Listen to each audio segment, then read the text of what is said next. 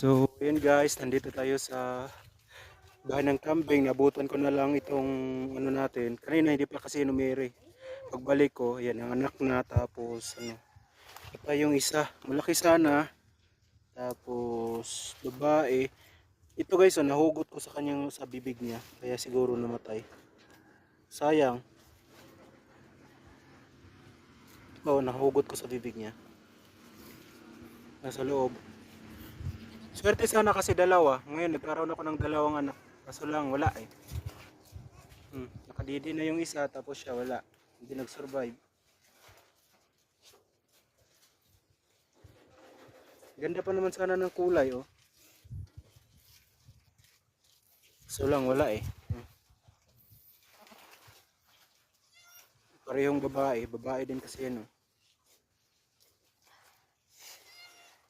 Sobrang sayang, hindi ko nabantayan. Nagkumpay kasi ako para sa kanila. Kaso nung pagbalik ko, ganyan na. Dalawa sana yung anak. Nagkaroon na sana ako ng dalawa. Twins. Puro babae. Patay pa yung isa.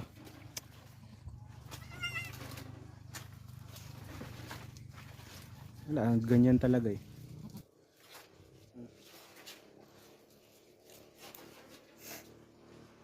Sayang.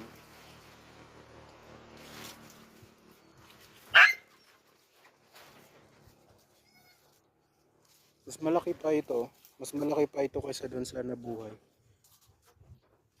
Puro babae sana. Tapos, ang ganda ng kulay.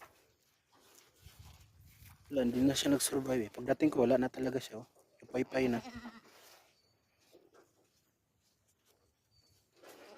Hindi na talaga ma-revive eh. Sayang. Haba pa naman ng paa. Wala.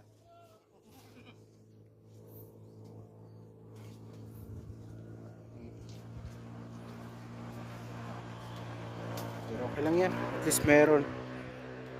Kasi yung isa ng anak, hindi ko talaga nakita yung anak kung nasaan. Pero at least to sa kanya, meron. Kahit isa oh.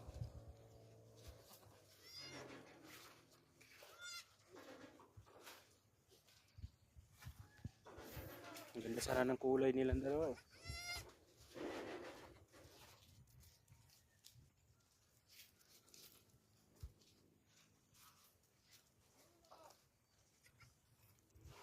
Ano nga rin dumidi.